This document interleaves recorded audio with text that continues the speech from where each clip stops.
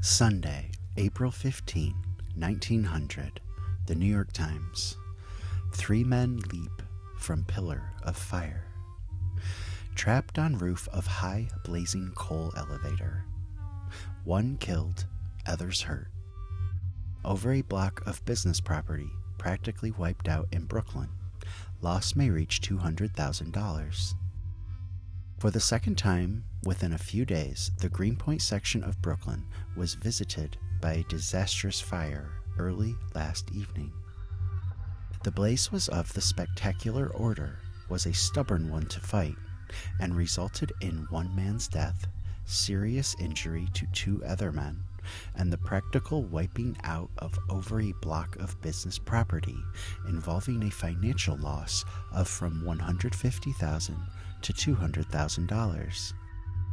The fire originated in the whiting works of William Knapman and Company, a 3-story frame structure at Grand Street and Newtown Creek.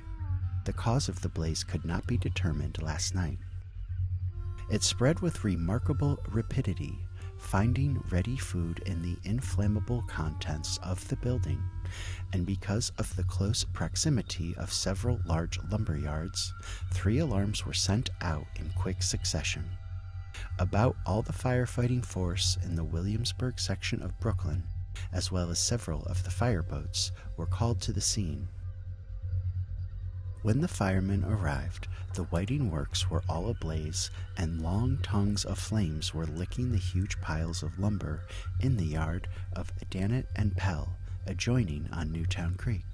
The whiting factory was like a huge furnace, and the firemen devoted most of their attention to preventing a spread of the blaze.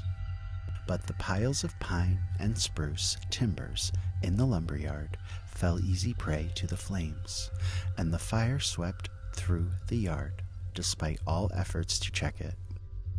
After spreading to the lumberyard of H.L. Johnson, adjoining the yard of Dannett and Pell, on the creek, the progress of the blaze on the south side of the creek was checked.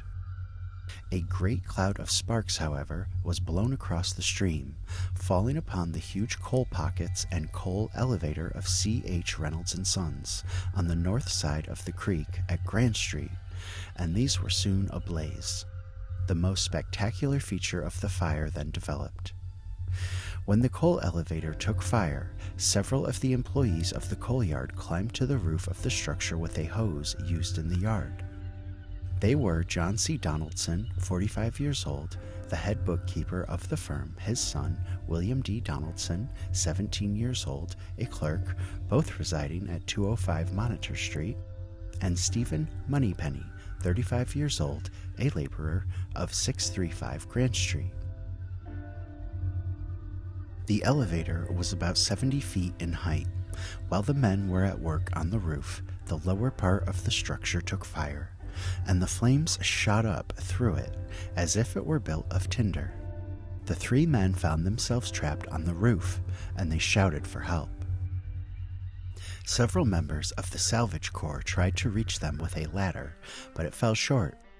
The flames were soon all about the men on the roof, and they decided upon a desperate chance to jump.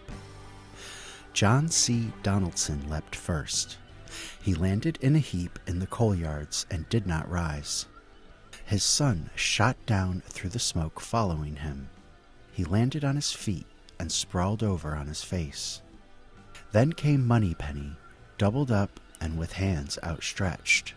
He landed on his side, rolled over, and lay motionless. On the way to St. Catherine's Hospital, John C. Donaldson died.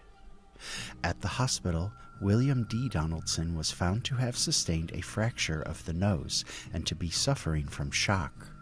Moneypenny had suffered a fracture of the thigh and of the jaw, as well as a scalp wound.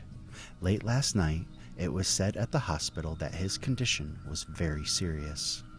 The burning of the coal elevator was a brilliant spectacle. The flames shot high up into the air, and the huge pillar of fire could be plainly seen from all high points in Brooklyn. The fire, which started shortly before 6 o'clock, was gotten under control after 3.5 hours of hard fighting.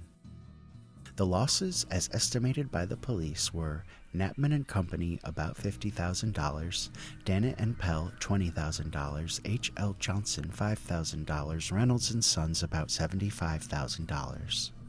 A section of Greenpoint, covering about 2 blocks and within a short distance of the scene of last night's blaze, was swept by fire last Monday morning, causing a loss of over $500,000.